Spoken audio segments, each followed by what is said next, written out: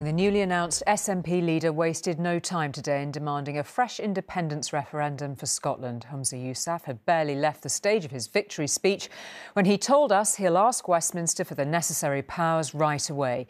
While his leadership victory had been by no means certain, the margin far tighter than expected, for better or worse, he was widely viewed as the continuity candidate.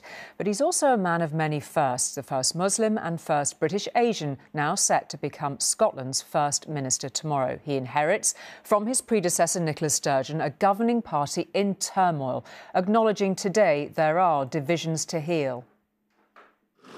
It has been a fractious 5-week contest, but today it was a high five for his daughter that gave the news away. Humza Yousaf had just been told what was about to be announced to the rest of us. I therefore declare Humza Yousaf duly elected as the Scottish National Party leader. It was close. Yousaf's 52% versus 48% for the socially conservative Christian candidate Kate Forbes, another sign of a deeply divided SNP.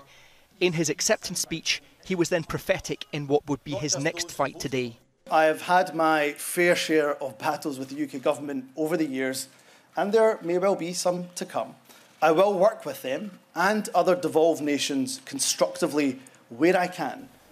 This self-branded continuity candidate then told me he will continue where Nicola Sturgeon left off, colliding over the constitution with the UK government.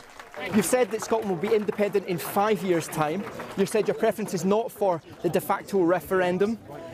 So how on earth will Scotland get independence? So I hope we can get independent in 5 years. The way we get independence is making sure we get that consistent majority for independence. We do that just as we did for the Scottish Parliament, then those political obstacles will fall away and they will dissipate. Now, despite Brexit, despite Boris Johnson, Nicola Sturgeon never managed to get that sustained majority. So if you don't get sustained majority, will there be no request for another referendum? There will always be a request because we stood on a platform of Section 30 of a mandate for a referendum.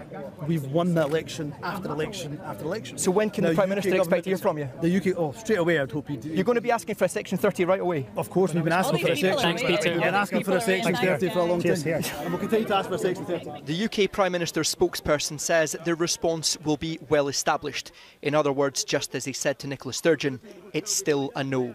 The UK government, Rishi Sunak, has been very clear about it, yet they are going to prioritise another independence referendum over sorting out our NHS, improving our education system and getting on top of the cost of living crisis that is affecting individuals and families all across the country. Labour will be hoping the departure of Nicola Sturgeon leaves a door open for them to make gains again in Scotland, especially since the new SNP leader polls poorly with the Scottish public. We have to, with humility, reach out, earn people's trust, earn their support and demonstrate what change looks like for Scotland. And that's why we are determined to make Labour the change Scotland needs.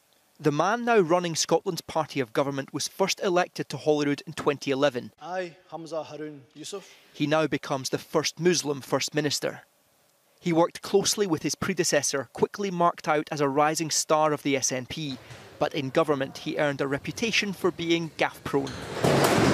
How will Humza Yousaf, First Minister, be received by the Scottish public? Though he has won the support of the party members, he's not very popular with the public at large. He may never achieve the stratospheric levels of support that Nicola Sturgeon achieved at her peak, but he does need to do a lot better than he has done. After 8 years, the Sturgeon era is now over, though the Yousaf era has begun with a familiar constitutional clash.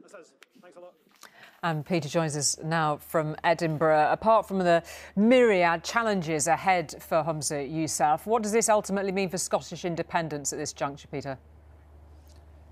Well, I think that the UK government will probably be surprised by his move today and quite comfortable with it because they were comfortable continuously saying no to Nicola Sturgeon, and it worked. Eventually she ran out of road, she ran out of room, and she admitted that she had nowhere else to go with this strategy. So why on earth is Humza Yousaf repeating a tried and failed strategy to get independence?